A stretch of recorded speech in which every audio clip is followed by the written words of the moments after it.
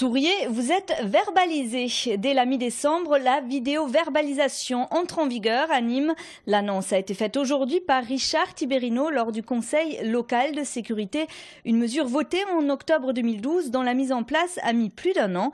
Pour permettre de verbaliser les conducteurs en infraction, la ville de Nîmes va s'appuyer sur les 250 caméras du réseau de vidéosurveillance.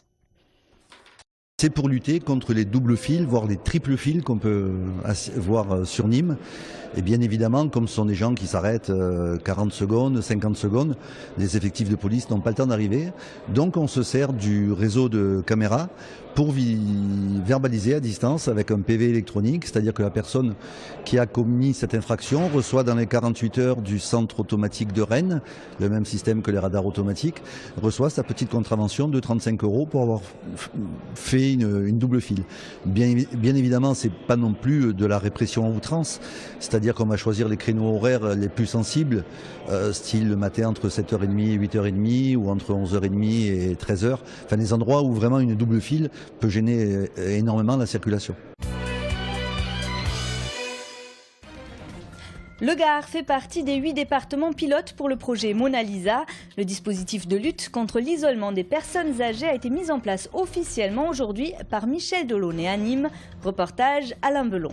La mobilisation nationale contre l'isolement social des âgés est lancée. Ce projet est aussi appelé Mona Lisa. L'un des objectifs est de favoriser les échanges entre associations et institutions. Tous nous l'ont confirmé, de se mettre en cohérence et en convergence pour qu'il n'y ait pas ici deux associations qui travaillent sans se connaître sur le même champ et qu'ailleurs il n'y ait absolument rien. Donc ça va demander d'ailleurs beaucoup de tact pour que chaque association sache qu'elle est respectée dans son identité, mais qu'elle est plus forte en travaillant avec les autres et avec les pouvoirs publics, comme ici le département du Gard. Nous avons de plus en plus besoin, dans une société qui connaît beaucoup de difficultés économiques, de cette solidarité au quotidien sur le terrain.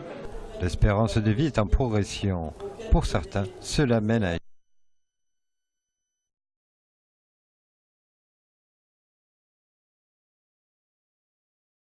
afin d'initier la démarche Mona Lisa.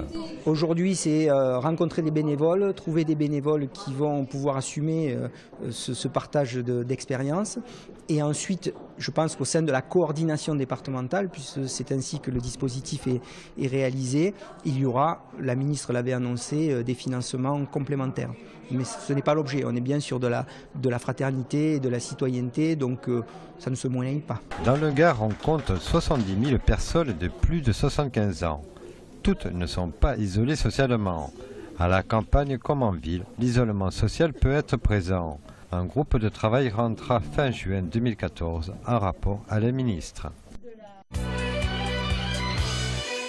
Plus de 142 tonnes de denrées rassemblées par la Banque alimentaire du Gard à l'occasion de la collecte annuelle vendredi et samedi dernier. Ces 2 jours, plus de 1000 bénévoles se sont mobilisés à l'entrée de 174 supermarchés du département.